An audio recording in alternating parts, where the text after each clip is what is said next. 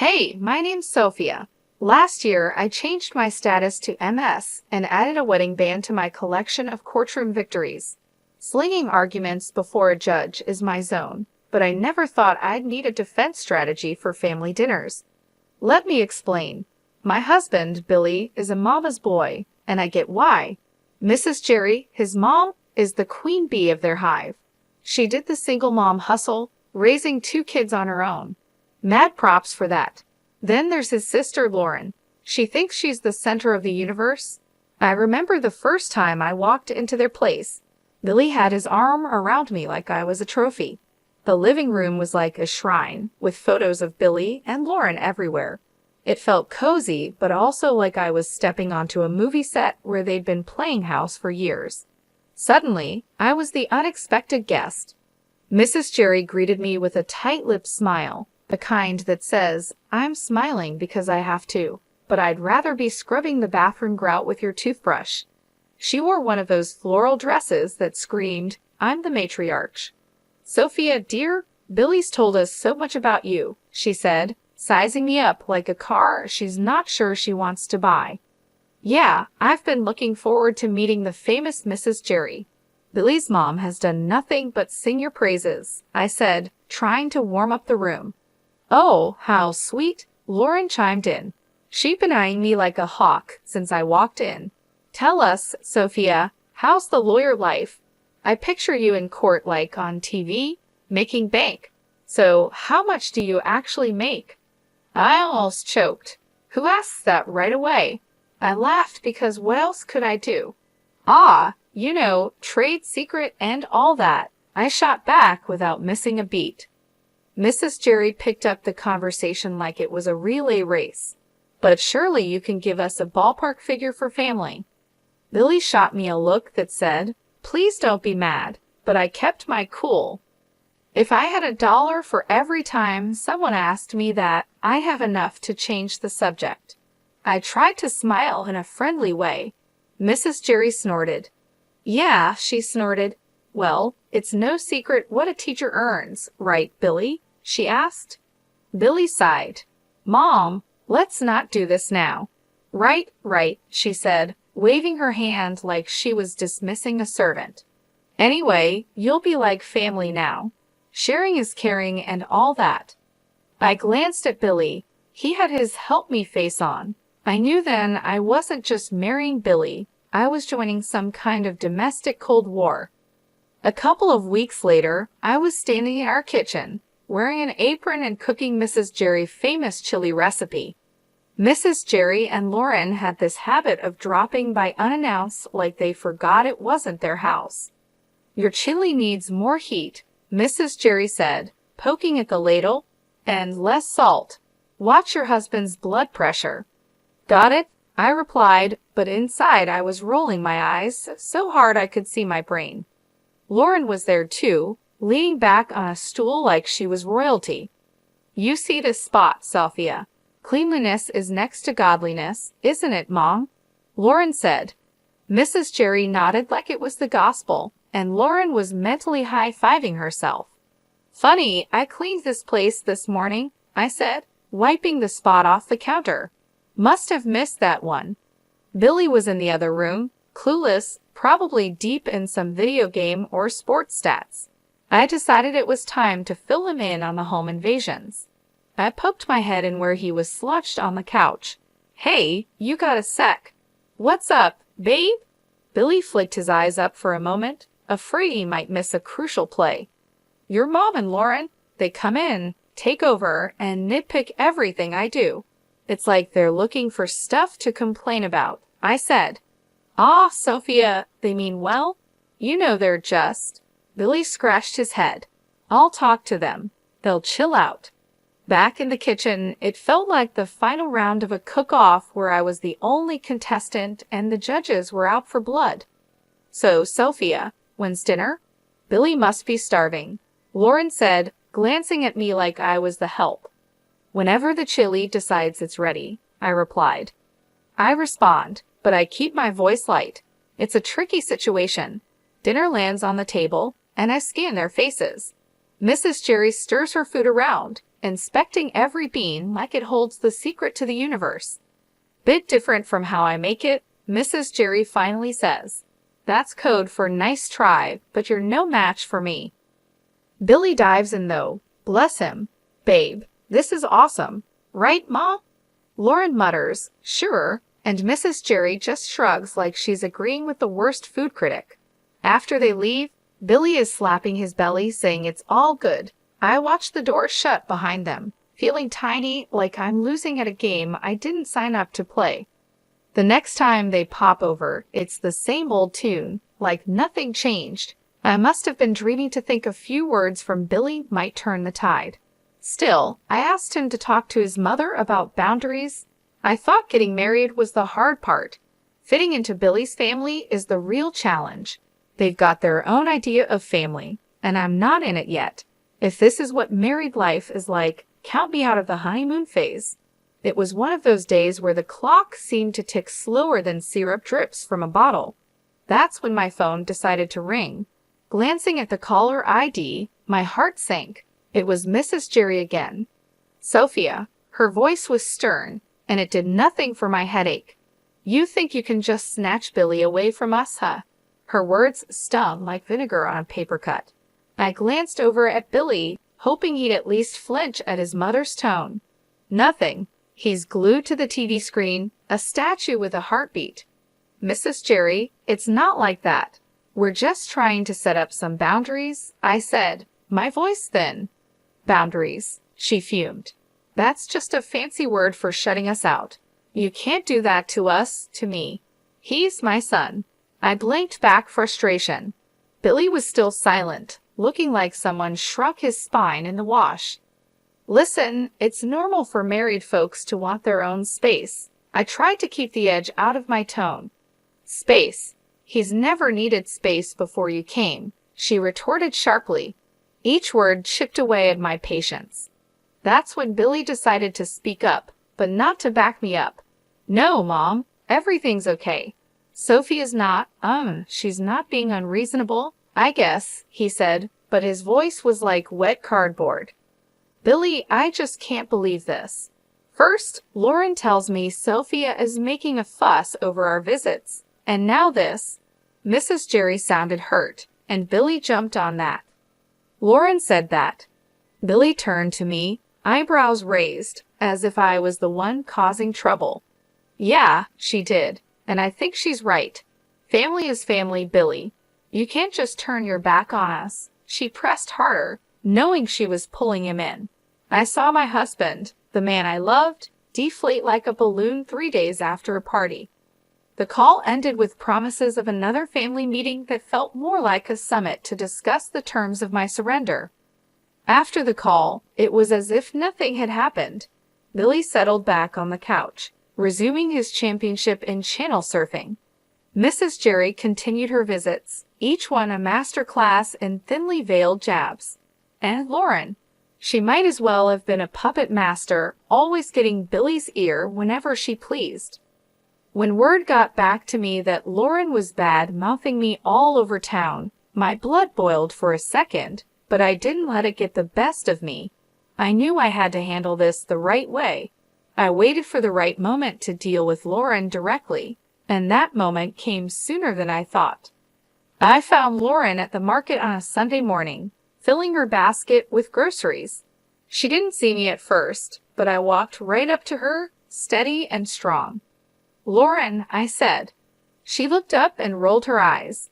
What do you want, Sophia? We need to talk. It's about the stories you've been spreading. She snorted loudly, a smirk spreading across her face. Stories. I don't know what you're talking about. The rumors, Lauren, about me. Teresa's bossy, Teresa's this and that. Cut it out. She laughed, tossing an apple up and down in her hand. And what are you going to do if I don't? You think you can boss me around? I kept my cool. Listen, spreading lies isn't just mean, it's slander, and I won't stand for it. Lauren laughed again, louder this time. You're going to sue me. Get real, Sophia. You aren't got the stomach for that. People's reputations are at stake. I'm serious, Lauren. Keep it up, and yes, I will take legal action if I need to. The arrogance just poured off her as she leaned in close. You're in way over your head, little Miss City Lawyer. Going to take me to court. This isn't a joke, Lauren. I'm giving you a chance to stop this nonsense before it gets serious. She shoved her face closer to mine, a challenge plain in her expression. Bring it on, Sophia. Do your worst. With that, she spun on her heel, almost knocking over a display of canned beans, and left me standing there. Her laughter echoed through the aisle long after she was gone. I walked back home slower than usual, thinking everything over. Later that day, when my husband came back, I told him what happened. He was in the middle of taking his boots off, and he froze, one boot off, the other still on.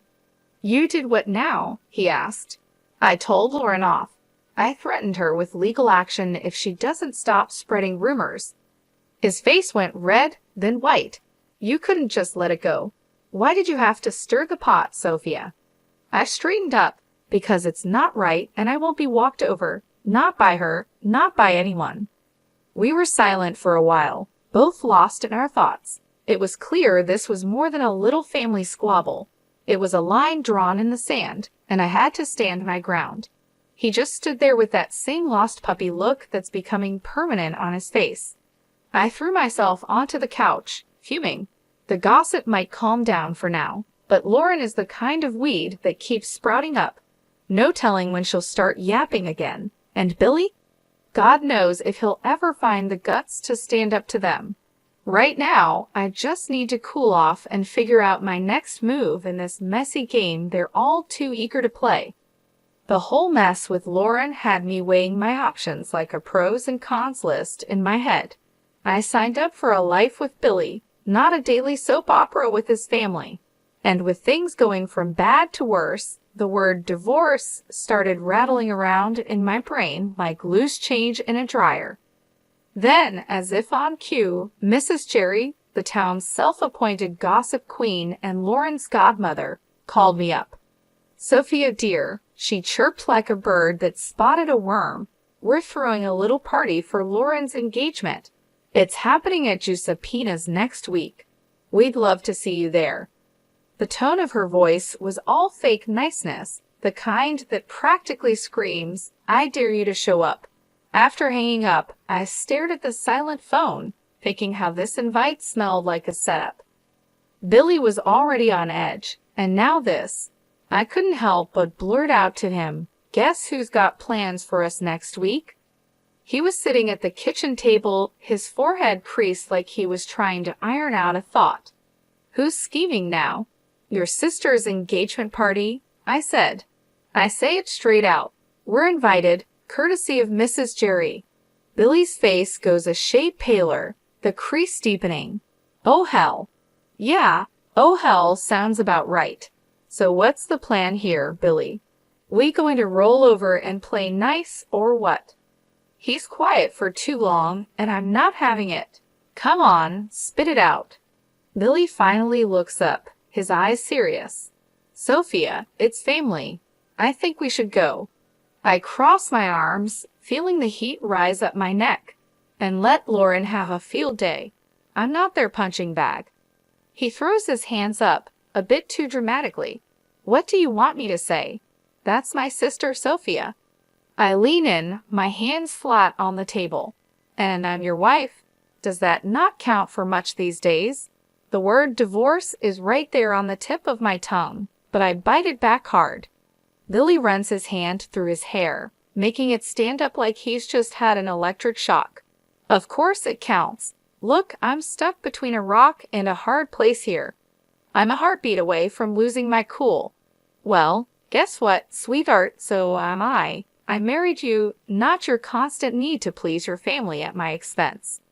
Billy stands up, walks over, and takes my hands. They felt rough, all work and worry. Sophia, I love you. I do, and I hate that it's come to this. Let's not go to the party. You and me, we're a team, right? It struck me then that this was the first time in a long while he picked me over them without flinching. It felt like finding an oasis in the middle of the desert. That night, the thought of divorce quietly tucked itself away. not gone, but sleeping like a dog with one eye always open. But it was enough for me to catch my breath, to maybe believe that we could find some solid ground again. Giuseppena's was hopping when we showed up, walls throbbing with too loud laughter and clinking glasses. I spotted Mrs. Jerry right away, sitting Queen Bee style at the biggest table with that I rule the world look. There was Billy's sister Lauren, all grins like she won the lottery, and her guy Andrew, a deer in headlights type trying to smile. His folks were with them too, stiff and awkward like they wandered into the wrong movie theater. Mrs. Jerry zeroed in on me the second we stepped in. "Sophia," she oozed, like I was a 6-year-old not playing nice, "you'll be taking care of the bill tonight, right? To show you're one of us." I nearly spit out my drink. "What? Why me?"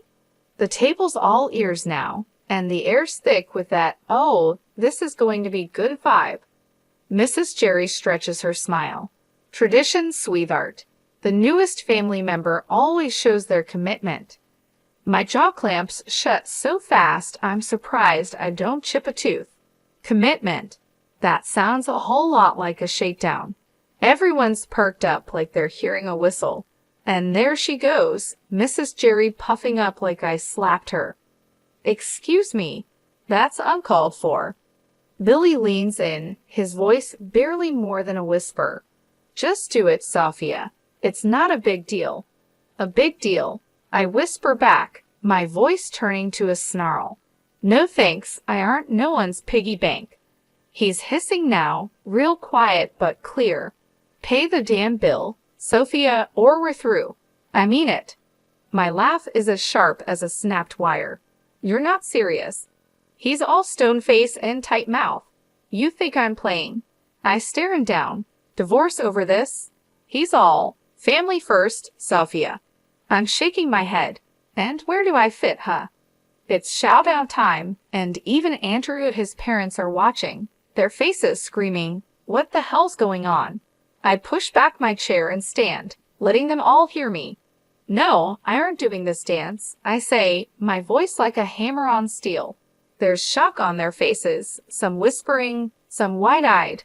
Billy's going red, white, red, like a stoplight losing its mind. Mrs. Jerry looks like she might choke. I walk out into the night. It's black and cool and smells like freedom. I hear the door slam behind me. My heart's racing, but it's Billy who threw the divorce word, not me.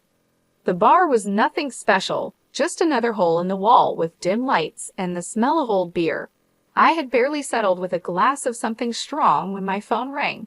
It was Billy, and for a moment I considered not answering, but I did.